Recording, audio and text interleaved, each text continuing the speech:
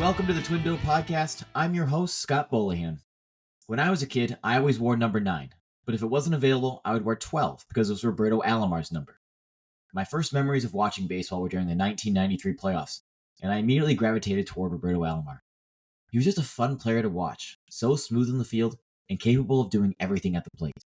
He could seemingly do nothing wrong. Time has certainly proven that wrong, as the Hall of Famer is now banned from baseball.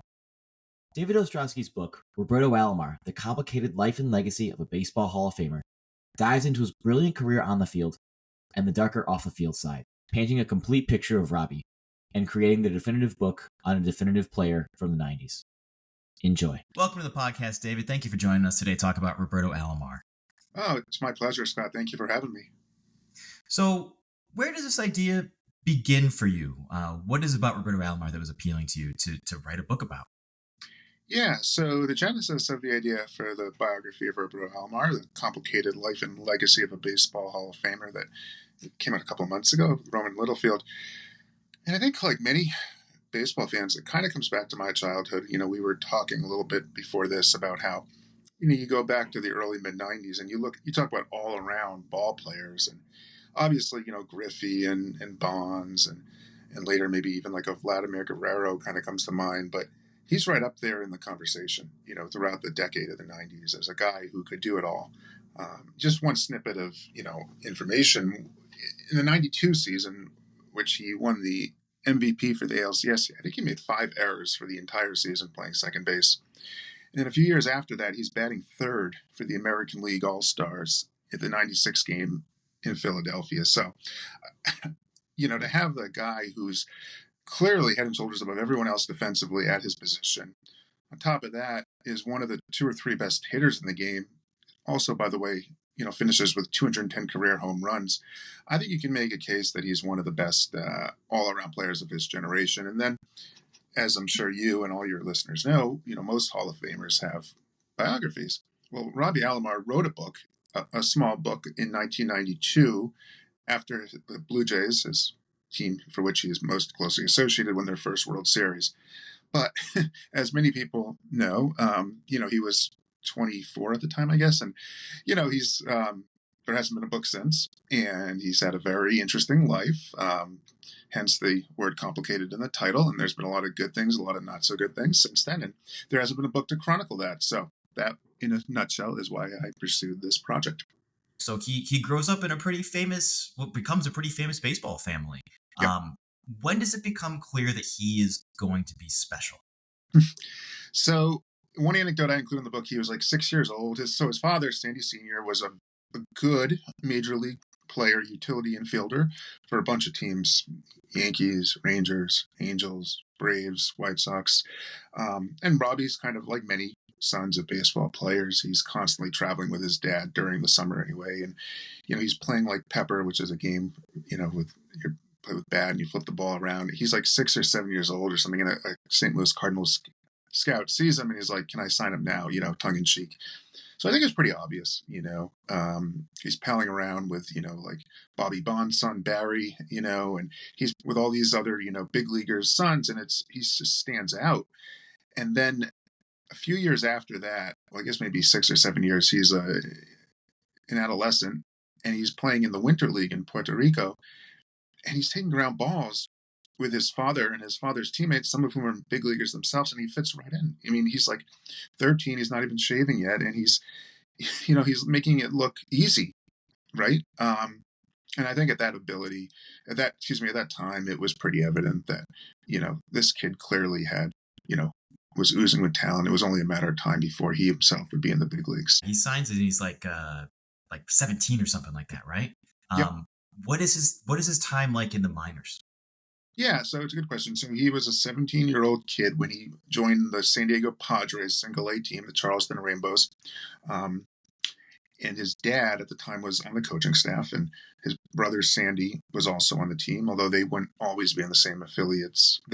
Sandy got traded to the Cleveland Indians, But for a time, he was with Robbie in the minors. And, I think as it can be expected, he was 17 years old, and a lot of these guys were 22, 23, 24. So they were going out and drinking, at night and having a good time. And Robbie was a homebody. He was really, staying in. His English was understandably fairly limited to an extent because a lot of these, there weren't as many foreign players as there are today. He grew up in Puerto Rico and he came over to the States, as I mentioned, from time to time in the summer to watch his dad play. But, living in Charleston and then later in Reno and where else? Wichita. I mean, these were new environments for him. And whereas a lot of these guys were from middle America, and they were used to kind of the culture. I mean, I think to a large extent it was boring. I mean, I think it was, these like 20-hour bus rides through America's heartland or, going from, I don't know, Wichita to El Paso, and just stopping and getting Pizza Hut, at Thursday night at 2 a.m. So I think it was pretty, rough. But I don't think, there were a couple incidents which I detail in the book where Robbie made his presence known. There was from multiple players who played with him, the minors did go on the record and say there were examples of bullying, and one time Robbie retaliated. But it was hard. I mean, he was a young kid and he, again, English was a second language. But he was not someone who, there were guys who caused trouble. And for the most part, he really kind of kept to himself and was quiet and stayed inside. So he comes up with the Padres. He's 20, 21, something like that. He's young. He's still 88, young. yeah, he's 20. He was actually, He's 20. My just gosh, yeah. young. And he's pretty successful from the get-go. He doesn't, doesn't set the world on fire or anything like that. Right. But it's clear that this is a legitimate future star in the making at that point, correct? Yeah, absolutely. I mean, I think initially the Padres wanted him to be a shortstop because Gary Templeton, who was their shortstop, was kind of, the back nine. That didn't work out. Robbie wanted to stay at second. The Padres were weary about rushing him up because they had Joey Cora and Bip Roberts, and they felt like they could have used some more seasoning in the minors. But yeah, I mean, like the third week into the 88 season, they call him up. And he gets his first major league at bat and first major league hit against Nolan Ryan, whom he had known for years because he had played with his father in Anaheim. And yeah, like you said, he didn't set the world on fire as a rookie. I think he came in like fifth in, the rookie of the year voting. But, good defensive player right away. I want to say he hit like somewhere around 270 his rookie year. And then, really the second year his average starts creeping over close to 300. And then, obviously, he becomes pretty quickly, one of the top second basemen in the National League, in the discussion with Ryan Sandberg. He only lasts a few years there with Right. the Padres, though. He's the type of guy that you think you'd want to build around. How does he become expendable? Yeah, it's a good question. So the Padres had Robbie, and Tony Fernandez was in Toronto, and they made a trade after the 90 season in which they traded Joe Carter, all-star slugger, and Robbie to the Blue Jays for Fred McGriff, who would eventually become in the Hall of Fame as well, and for Tony Fernandez. And at the time, it was viewed largely as a coup for the Padres that they were getting Fred McGriff. He was considered the centerpiece of this trade. People knew Joe Carter was a very good hitter, but they also knew that Joe Carter was older than Fred McGriff. And Robbie was, even though, yes, he had some very good years in San Diego, he had not yet been named to the All-Star team. I believe his first one was in 91, and he was kind of an unknown, at least in the American League. He never faced American League pitching. So I don't want to say he was an afterthought in the trade, but most baseball observers did not view it as, oh my God, Toronto's getting this, franchise-altering player in the trade. If anything, there was criticism that they were trading, McGriff. Well, he joins at the right time because that Blue Jay team becomes just ridiculously good. If you go back and you look at that roster, it is just Yep. full of Hall of Famers and All Yep. Stars. And so, what kind of role does Robbie play for this team that ends up winning 2 World Series? Yeah, so he bats at the top of the order. He's either second or third. I mean, as you mentioned, they won 2 World Series in 92 and 93. The lineup had several Hall of Famers, at least, and, they weren't all there the same year, but Winfield, Paul Molitor, Robbie, Ricky Henderson, John O'Leward, and Joe Carter are not Hall of Famers, but they both had excellent seasons. Olerud led the league in batting in '93, and yeah, I think it's hard to argue there's anyone more responsible than Robbie for those two World Series championships. And in the '92 ALCS against Eckersley, he hits this pivotal home run in Game 4 that many people think alters the trajectory of the franchise. And I had mentioned the defense in '92 was absolutely phenomenal. In '93, he's hitting like 320 or something, and he's showing some pop for the first time, has over 100 ribbies. He's an all-star every year in Toronto. I believe he wins the Gold Glove every single year. So, yeah, I mean, there's no one, like I said, who on the Blue Jays of those teams, at least offensively, who had more of an impact, on a day-to-day basis. I mean, this guy really, really did it all. And he became, I think at the time, even though Toronto's obviously first and foremost a hockey city, the most popular athlete in the city. Yeah, I was gonna bring that up because he, looking at from my experience of watching him play, Yep. he never quite reached the same sort of stardom as a Ken Griffey Jr., as even like a Frank Thomas. Yep. He's always like that level below. But it sounds like Toronto just loves the guy. Yeah, I mean, he's young, he's good looking, he just plays so effortlessly. He makes it look so easy. He's clutch. He's living in the Sky Dome, which I'm not sure a lot of people were aware. It's a very good fit for him. He's a kind of a private guy, so he doesn't have to be out in public when he doesn't want to. And Toronto's really good. I mean, they are the class of the American League at the very least, from 91 through 90. I guess really up until the strike in '94. I mean, they just have a murderer's row lineup. And I mean, he's not the level of popularity that Griffey is. He's not doing, Nintendo ads or Thomas for batting gloves. Yes, he has some endorsements, especially, in Canada. But he's very, very popular, and especially among women. He's just, this kind of teenage heartthrob for many girls. And I address that in the book. But he's also, I mean, he is a more private person than some of the guys you mentioned. And I think the other thing that needs to be mentioned too is he's not a pure power hitter. I mean, he's not McGuire or, Canseco or, Griffey and Thomas. And I think that did probably hurt him a little bit with endorsements. The Blue Jay team, it kind of comes apart over the years there, and he's on the move again to get another very good team. He joins the Baltimore Orioles when they are also in the thick of the playoffs for the next couple of years. Yeah, he does. And it's kind of funny because he's, like you said, a very good team in Baltimore, and they have a lot of splashy names. They have Rafael Palmeiro. They have Eddie Murray for a little bit. Obviously, Cal Ripken Jr. They have Mike Mussina, BJ Serhoff. So they have some, they're really good players. And not that he's Brady Anderson, not that he's, takes a back seat to any of them, but he's not, like standing out necessarily. He's, oh my God, this superstar among, other guys. So, he's they make it to back-to-back ALCSs in '96 and '97. They lose both of them. Obviously, Baltimore hasn't been to the World Series since '83. I think his best year ever may have been '96. He's hitting like God knows what. I mean, batting third for the American League All-Star team, and he's playing this Gold Glove defense. He's schemed up with Ripken for double play combination for the ages, and yeah, I mean, he's again right in the conversation for best all-around ball player, and he's hitting his prime. He's in his late 20s. And when he's a member of the Orioles, probably the most memorable moment, perhaps, of his career occurs when he has the incident with John Hirschbeck. I think a lot of people don't. It's kind of almost been forgotten to some extent.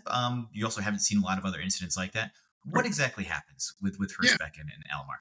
So late September, third to last game of the season, the Orioles are closing in on their first playoff appearance since, I guess it was '83. And they're playing in Toronto, Robbie's old home, and Robbie's up against Paul Quantrill, pitcher for the Blue Jays, and full count pitch, and it's a ball. It's clearly a ball. It's outside. It's a few inches, except it's not because Hirschbeck calls it a strike. It's a bad call. I talked to him for this book. He even admits it. People make mistakes. Robbie goes back to the dugout. They're drawing a little bit. And he doesn't, stay in the dugout very long. He pops back out, and there's more words said, one of which was allegedly a derogatory homosexual remark, and Robbie spits at John Hirschbeck's face and is obviously ejected from the game. And afterwards, he's asked about it, obviously. He doesn't deny the incident, but he also references John Hirschbeck's late son, who had died a few years earlier at the age of 8 from a terrible brain disease. And it gets really ugly from there. And when Hirschbeck hears about this the next day, he barges into the clubhouse, threatening to inflict bodily harm on Alomar. And no physical altercation ensues, but the umpires threaten to sit out for the playoffs. They ultimately don't. But it's bad. I mean, Alomar gets harassed, relentlessly throughout the playoffs. And this is something that he still, to this day, 28 years later, I guess, 28 years later, has not lived down. It'll be with him until the day he dies. It's probably the thing that is most associated with his legacy, for fair or unfair. I can't tell you how many times, since this book has been out a couple of months, people have commented, oh, the spitter, spit on it, blah, blah, blah. It's unfortunate because, like I said, there apparently was something, allegedly, anyway, that was said. B, I think the larger point is that, a lot of people don't even remember this, that he brought up his son, which was, he crossed the line there. And then C, they've become good friends, actually, in the years past. Of all the people I talked to for this book, and probably about maybe 35 of them, I think in total, John Hirschbeck was probably one of the interviews that gave the most effusive praise towards Robbie and how they become good friends. And, sadly, Hirschbeck's other son passed away about a decade ago or so. And obviously Robbie's had his issues, and they've kind of, not that they're necessarily super close, but they check in with each other from time to time. Robbie supported the foundation and that Hirschbeck has. And yeah, I mean, it's like, there's no bad blood anymore. The farthest thing from that. It happens. Fights happen. Spitting even happens. Like in football, Bill Romanowski spat at J.J. Stokes a few months later in a Monday Night Football game. No one talks about that incident. Not belittling this, but, it's just amazing that all these years later, it's the, incident that Robbie's going to be forever associated with. That's interesting. You bring up, you talked to 35 people. Were people willing to talk about Robbie? What were their general sort of opinions about him? Yeah, so it's interesting. Like most players that played with him, or even against him, I guess, as well as some of his former managers and coaches, really had good things to say about the guy. The overall consensus was quiet, didn't bother anyone, kind of kept to himself. Really smart player. Had a great baseball IQ, really great intuition, could guess what, pitches were coming, knew exactly where to plant his feet on the diamond, and great attention to detail. He took some time to kind of get to know him a little bit. Like I said, he kept to himself. Now, on the other hand, I do speak to writers who covered him on a regular basis. And while those things were all said, some less flattering things were said, like, oh, he would think nothing of having writers wait around for him for a quote after the end of the game, taking exceptional long a time to give an interview, acted like kind of a diva at times. I, report on stories where he got into fights with some of his teammates that I was told not by teammates, but by writers. So, hence the word complicated, right? But at the end of the day, I don't think some of these things are, Robbie Alomar only. I think they're very common amongst star athletes and just in the baseball clubhouse over the course. You're living with people for 8 months, essentially, right? Or working with them anyway in close quarters.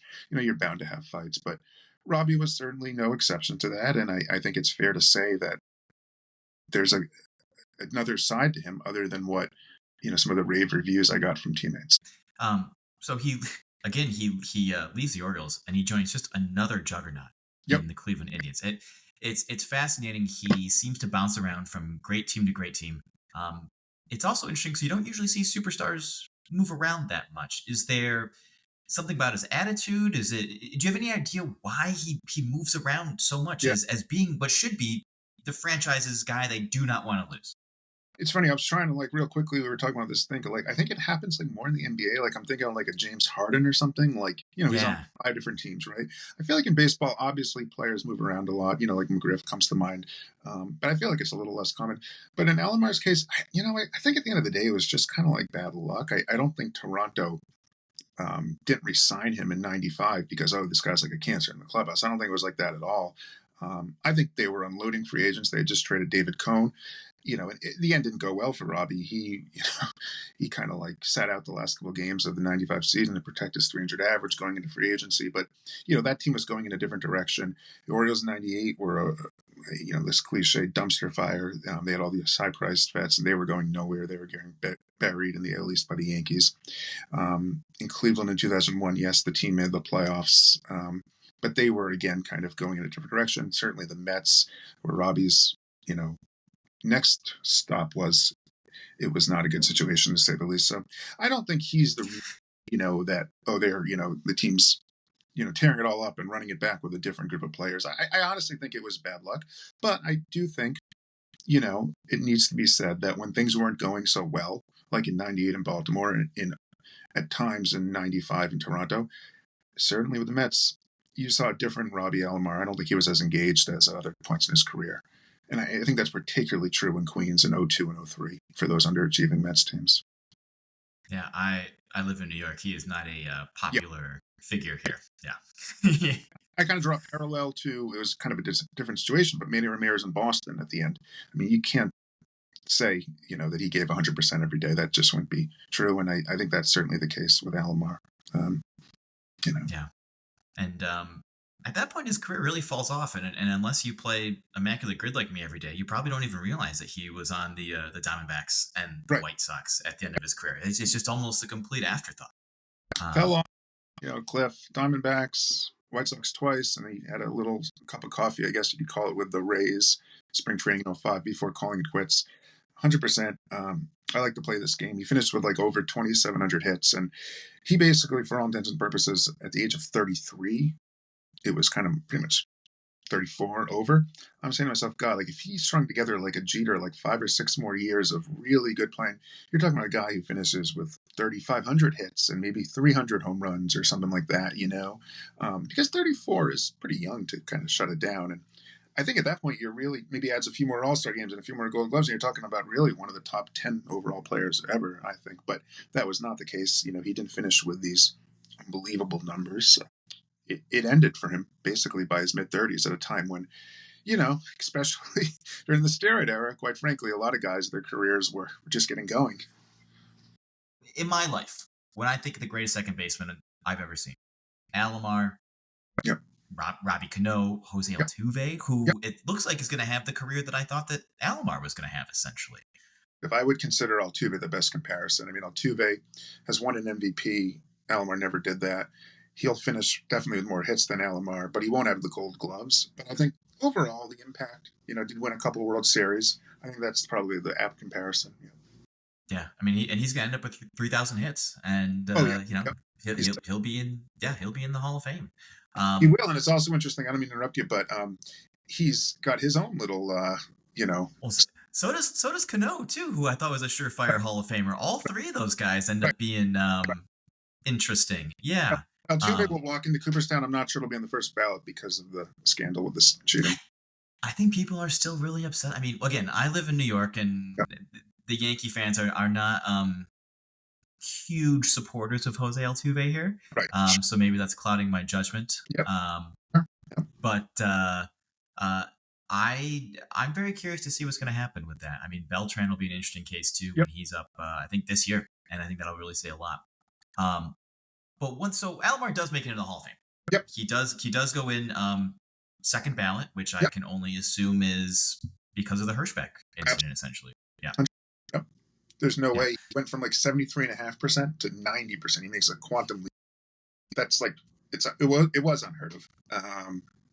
One writer who votes for the Hall of Fame told me, there was no way they were going to let him in the first time just because they held that grudge. But then obviously the second time there was no question. But it wasn't like a Jim Rice where he's on it for 15 years. I mean, he's a no-doubter Hall of Famer. He would have gotten probably 95% the first time had there not been that incident. So during the pandemic, I had this phase where I would go on Mitchell & Ness, and I had nothing else to do. I just buy old jerseys and stuff. And I saw a Robbie Alomar jersey pop up. And I was like, oh, maybe I should get one of those. I'm going to see what Robbie Alomar's up to. Turns out things have not been so good for him in recent times. He's actually banned from baseball right now, which I had no idea, and I don't think most people really know either. Yeah. So, I was saying earlier, I started writing this book in May 2020. So, right when the pandemic was getting going.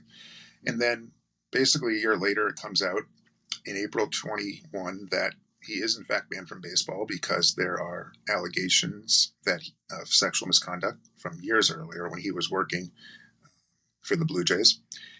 He's banned from baseball. He's banned from Blue Jays. They scrub his name clean from all records, everything at the ballpark at the Rogers Center. He's banned from the Canadian Hall of Fame, not having any kind of influence there. He's still in the Hall of Fame as well. He's in Cooperstown. And then a month later, there's further allegations that come out that of similar pertaining to sexual misconduct. And here's the thing, Scott. I don't know if it's because it was COVID and the vaccines were rolling out and there were new regulations with people in stadiums, but it really is like an afterthought. Like I remember that night because I'm writing the book, so I'm kind of paying close attention to it. On SportsCenter, it got like 3 minutes, I want to say, if that. It was, in sports pages, it's kind of buried. There's like a sidebar. It's on the ESPN home screen for a few hours. I don't even think it's the lead story. Okay. And then it just, and then like a month later, there's the follow up. And yes, there's a link on ESPN. And then that's it. So I think it's very easy to either A, not really, if you're on vacation, then maybe to not even catch it, or B, to forget about it. But the fact of the matter is he's not, as it stands, he's not welcome at any major league ballpark or event, which it's unbelievable because it's the same treatment as Pete Rose. And people talk about that ad nauseum. And, so I was watching a baseball game on Monday with two huge baseball guys. And I was like, yeah, I'm talking to a guy who just wrote a book about Roberto Alomar. Did you guys know he was banned from baseball? They had no idea. Really? No idea. And I think it's because he's already in the Hall of Fame. So other people will say to me, oh, so I know about the spitting incident, but wasn't there something else? I'm like, yeah, there was. He's actually not in baseball anymore. It's kind of but the reason why he's not banned from the Hall of Fame is at the time in 2011 when he got elected, he was in good standing. So that can't be rescinded. And there's other guys who aren't exactly Boy Scouts who are in the Hall of Fame too. So going forward, what is the legacy of Roberto Alomar now? Do you have any idea how history is going to treat Roberto Alomar? It's a great question. I think in Puerto Rico, his homeland, remains beloved. I think he still walks on water there. He's been really good to youth baseball players there, to children, special needs children who are sick, just the whole baseball community there. And then you mentioned the family. I think in Toronto, for the most part, he's still very respected. Just because, again, even though, his name is scrubbed clean from the records, 2 World Series, those were his formative years. But as like so many things in sports, it comes down to laundry. And if he didn't play for your team, or if he did and he didn't deliver a World Series, people aren't looking very fondly at him. And I've been a little surprised. A lot of the feedback I've been getting from the public is, ugh, this guy, like, despicable human being, like, fair or unfair. I think a lot of people outside of Toronto and Puerto Rico are not necessarily going to view him in a positive light. And it's unfortunate because the guy was a tremendous talent on the ball field. Yeah, I told you as a kid, there were very few players that I loved watching more than Roberto Alomar. He just had something that you didn't see from any other player on the field, and you could tell it's like, wow, this guy is who I want to be as a player. So I hope that people do remember that, and I think your book does do a very good job of reminding people of just how great he was. Everything else on top of that, but he was actually great. I think it's easy to lose sight of that. Well, that's the thing. Years go by, and there's always someone else. There's always a new game. There's always a new team, a new era. I think it's important to pay homage to, guys who were great, in earlier eras, and Robbie was certainly one of them. So writing this biography of Roberto Alomar was really, a passion project in that sense, to really, for posterity to really understand just what kind of talent this guy was. So I grew up in a small town called Troy outside of Detroit, Michigan, and he just did an autograph signing there. What is Roberto Alomar up to these days? I didn't even realize he was doing a lot of appearances anymore, but it sounds like he's getting out of his shell a little bit now. It's interesting. maybe 2 months ago, I saw he was doing one in Westchester, New York, and then I saw he was doing another one outside of Baltimore, and then apparently he's doing one in Detroit. So I have seen that recently, that he's on the circuit. Um, it seems like his prices are lower, which I can understand that you would expect for someone of his stature, certainly compared to other like prominent players that he's doing it with. Um, he was on Cameo, and which again a pretty reasonable price. I think it was like $100 or something.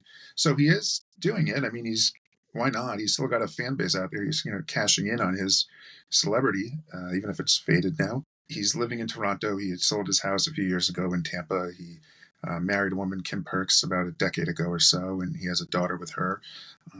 But he's not, he certainly doesn't come to any MLB events. In 2017 at the All-Star game in Miami, they were celebrating Latin culture, and he, along with others like Pudge Rodriguez, threw out the first pitch. He never came to induction ceremonies too much anyway. But yeah, I mean, aside from those things, and then in Puerto Rico, he's still very involved in baseball clinics, 100%. So, from when you started the book, has your opinion changed of Roberto Alomar? Do you view him differently now? Um, I mean, I think the play stands for itself. I don't think I necessarily learned anything. I always held him in such high esteem as a ball player. I learned things that how great he was to children who had severe physical disabilities, who had cancer.